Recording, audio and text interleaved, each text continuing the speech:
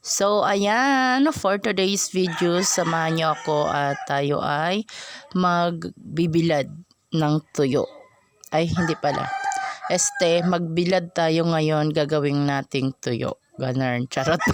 Ito ngayong isang magandang gawin, itong magbibilad ng isda. So, ano to siya, yung isda na tamban at natsambahan din na mura lang yung benta ni kuya dito. Nabili ko nga lang to siya ng 200 pesos yung 6 na kilo. So, yan yung trinay ko lang siya.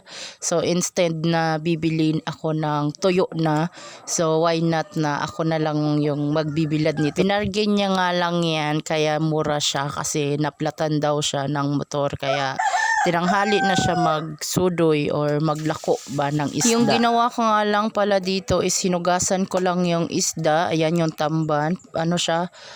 Medyo malaki na siyang tamban, yung parang malapit na dun sa sinasabi nilang hawol-hawol ba yun? So, ayun.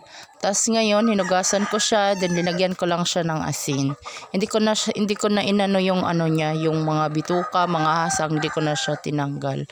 So, first time ko tong maggawa ng tuyo or ayan, magbilad ba ng ganito. Kaya wala rin akong any idea. Basta yung alam ko ganyan lang. Hugasan, lagyan ng asin, tas ibilad. Ganun, charot. Ito na nga, dito ko siya sa may plywood. Ilalagay ba sa plywood.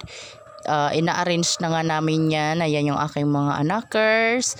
Andyan yung mga cousins. Ayan, kasi nandito kami ngayon sa may province. So, yan yung kinagandahan dyan na dyan yung mga chikiting tumutulong.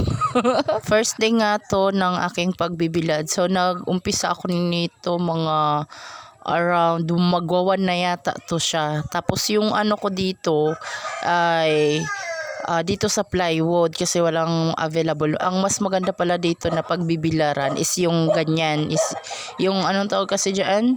Ayan, paki-comment nyo nga dyan sa baba. Kasi mas maganda pala pag dyan pala siya ibibilad. Mas mabilis matuyo yung tuyo.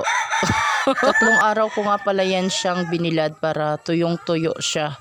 So, yung first day na pagbilad sa kanya, hindi siya gaanong nabilad kasi biglang umulan. So, ilang oras lang siya lagay sa bubong.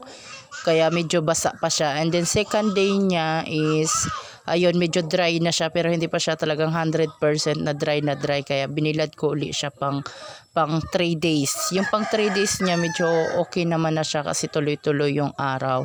Kaya goods na siya. Pwede na siyang ilagay sa cellophane o sa plastic bag. Yan na yung last na binilad ko yan siya. So tingnan nyo, dry na talaga yan siya. Pwede na yan siyang ipang-stock. So masarap nga to siya pag walang ulam. So ayun, pang prito-prito or pang ihaw-ihaw, sugba-sugba, ganyan ba. Medyo hassle din pala yung ganitong trabaho, no, yung ka ng tuyo na isda.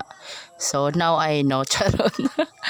At maganda rin pala to siyang gawing negosyo. So ibalot niya lang siya sa may plastic ng yelo, mga 4 for 10 pesos. Ayun, medyo malaki na yung income nyo doon. Medyo napahaba na yung aking chika. So ayan, hanggang dito na lang. Salamat sa inyong panunood. Please don't forget to follow sa mga hindi pa naka-follow dyan. At comment down below sa mga nakaka-relate dito sa videos ko na to.